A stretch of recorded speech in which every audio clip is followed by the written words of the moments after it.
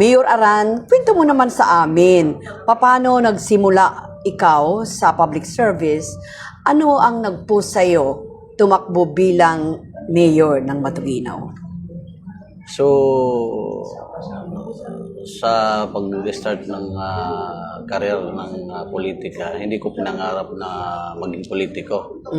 Pero siguro sa tadhana na ibinigay ng Diyos, tuloy-tuloy mula iski kagawad hanggang ngayon, Naging mayor.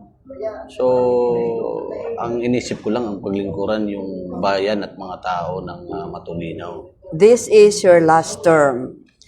For those na first time na makakarating ng bayan ng Matuguinaw, paano mo po i-describe ang bayan mo in one word? Sa ngayon, tahimik. At dinadayo na ng mga taga-ibang lugar. Okay.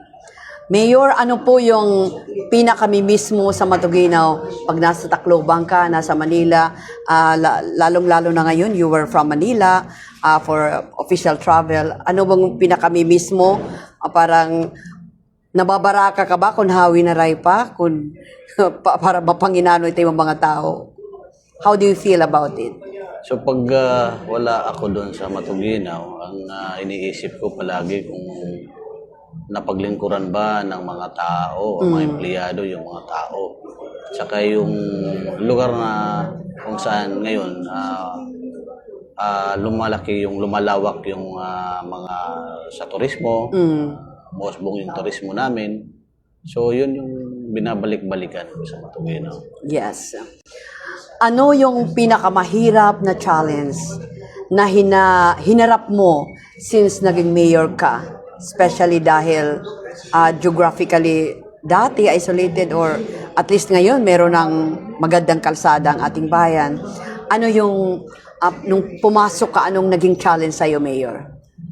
Ang mula nung 2019 na maupo akong mayor, ang inuna ko yung peace and order. Peace and order. Lalo na yung armed conflict kasi Yes. yun yung nagbalakid doon sa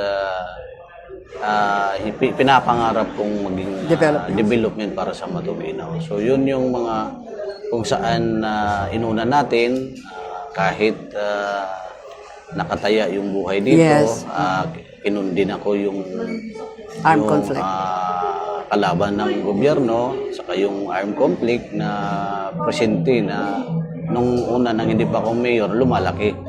So sa ngayon, inaayos natin at actually na-declare na yung Matuguinaw na pre-insurgency. Kasi ang inisip ko, pag walang stable peace and order, walang development. Hindi aasenso. Hindi aasenso yung bayan.